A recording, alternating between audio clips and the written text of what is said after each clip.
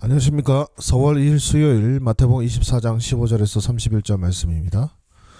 그러므로 너희가 선지자 다니엘이 말한 바 멸망이 가정한 것이 거룩한 곳에 선 것을 보거든 읽는 자는 깨달을진저 그때 유대에 있는 자들은 산으로 도망할지어다.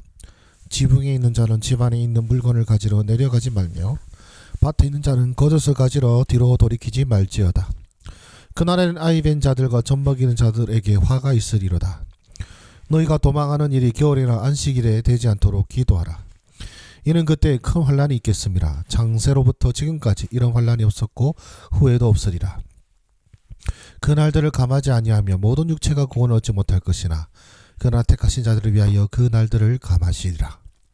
그때 사람이 너희에게 말하되 보라 그리스도가 여기 있다 혹은 저기 있다 해도 믿지 말라. 거짓 그리스도들과 거짓 선지자들이 일어나 큰 표적과 기사를 보여 할 수만 있으면 택하신 자들도 미혹하리라. 보라 내가 너희에게 미리 말하였노라. 그러면 사람들이 너희에게 말하되 보라 그리스도가 광야에 있다 해도 나가지 말고 보라 골방에 있다 해도 믿지 말라. 번개가 동편에 나서 서편에 번쩍인같이 인자의 임함도 그러하리라. 죽음이 있는 곳에는 독수리들이 모일 것이니라. 그날 환란 후에 즉시 해가 어두워지며 달이 빛을 내지 아니하며 별들이 하늘에서 떨어지며 하늘의 권능들이 흔들리리라. 그때에 인자의 징조가 하늘에서 보이겠고 그때에 땅의 모든 족속들이 통곡하며 그들이 인자가 구름을 타고 능력과 큰 영광을 오는 것을 보리라. 그가 큰 나팔 소리와 함께 천사들을 보내리니 그들이 그의 택하신 자들을 하늘 이 끝에서 저 끝까지 사방에서 모으리라. 아멘. 예수님께서는 선지자 다니엘이 예언하 멸망에 가정한 것이 거룩한 것에 서는 것을 보거든 유대에 있는 자들은 급히 산으로 도망하라고 경고하십니다. 그때는 전례 없는 큰 환란이 있을 것이며 하나님께서 택하신 자들을 위해 그 날들을 줄이실 것임을 말씀하셨습니다. 또한 거짓 그리스도와 거짓 선지자들이 일어나 큰 표적을 보이며 사람들을 미혹할 것이나 이에 속지 말라고도 하셨습니다. 인자의 재림은 즉각적으로 일어날 것이며 해와 달이 어두워지고 별들이 떨어지는 천지 변화가 일어난 후에 인자가 구름을 타고 큰 영광으로 재림하며 천사들이 택한 자들을 사방에서 모을 것이라고 말씀하십니다. 그럼 잠깐 정지하시고 묵상하도록 하겠습니다. 하나님은 어떤 분이십니까? 믿지 않는 이스라엘과 예루살렘을 심판하십니다. 우리 15절과 28절까지의 말씀은 바로 예루살렘 심판의 이야기입니다. 주 70년에 이루어지는 디도 장군이 예루살렘을 멸망시키는 바로 그 사건을 우리 주님께서 예언하고 계시죠.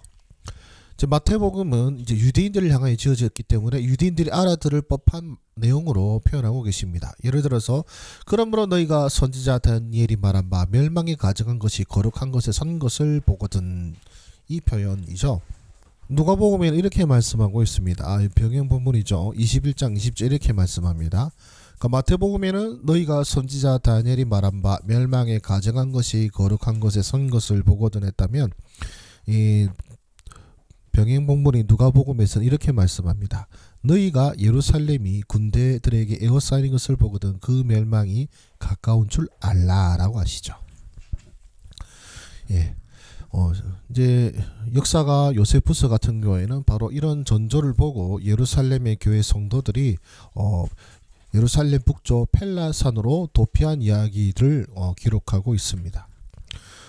어쨌든 우리 주님께서는 이제 믿지 않는 이스라엘과 예루살렘, 바로 선지자를 죽이고 모욕했던 바로 그들, 그리고 예수님마저 죽였던 그들을 심판하실 것을 말씀하고 계십니다. 또한 하나님은요, 때가 이르면 반드시 다시 오실 주님이십니다. 자, 예루살렘이 멸망하였습니다. 그리고 이제 28절과 29절 사이에는 상당한 시일이 있습니다. 왜냐하면 아직 29절의 내용이 아직 이루어진 것은 아니죠. 그러나 이제 이 28절까지 그 거짓 선지자와 그 거짓 그리스도와 이런 유혹하고 미혹하는 무리들이 지금 이 세상 가운데 있습니다. 그러나 이제 어떤 날, 이제 그날 후입니다. 29절에 이렇게 말씀합니다. 그날 환란 후에 즉시 해가 어두워지며 달이 빛을 내지 아니하며 별들이 하늘에서 떨어지며 하늘의 권능들이 흔들리리라 라고 말씀하십니다. 그리고 그 사이에 대해서 누가복음에서는 이렇게 또 말씀합니다. 그들이 칼날에 죽임을 당하며 모든 이방에 사로잡혀 가겠고 예루살렘은 이방인의 때가 차기까지 이방인들에게 밟히리라. 지금도 보시면 예루살렘이 전체가 유대인들 땅이 아닙니다. 절반은 이제 팔레스타인 사람들이 차지하고 있죠. 자, 아직은 이방인의 때가 차기까지 이방인들에게 밟히리라고 하신 말씀대로 지금 현실이 그렇게 되고 있습니다. 자, 때가 이르면 반드시 우리 주님께서는 다시 오실 것입니다. 주님의 말씀대로 예루살렘이 멸망당하고 그리고 온 이스라엘 흩어진 것처럼 지금 예루살렘 이방인의 때가 차기까지 이방인들에게 밟히고 있는 이 현실 속에서 우리가 기다릴 것은 바로 29절의 말씀이 언젠가는 이루어진다라는 것입니다. 때가 이르면 반드시 다시 오실 분이시라는 것이죠. 그렇다면 오늘 말씀은 나에게 무엇을 말씀하십니까? 예루살렘의 멸망이 예언되었듯이 교회의 고난도 예언되었다는 것입니다. 자, 결국 이 예루살렘 멸망에 대해서 이렇게 말씀합니다. 이는 그때 큰 환란이 있겠습니다. 창세로부터 지금까지 이런 환란이 없었고 후에도 없으리라 되어 있는데요. 사실 이스라엘 백성들이 나라가 멸망당하는 바벨론에게 멸망당할 때도 70년 후에는 돌아왔지 않습니까? 그러나 이번에 멸망은 어떻습니까? 여러분이 역사적으로 아시는 대로 거의 2000년 가까이 그들은 나라를 잃습니다. 이스라엘 사람들은요. 바로 이것이 그들에게 예언된 예루살렘 멸망입니다.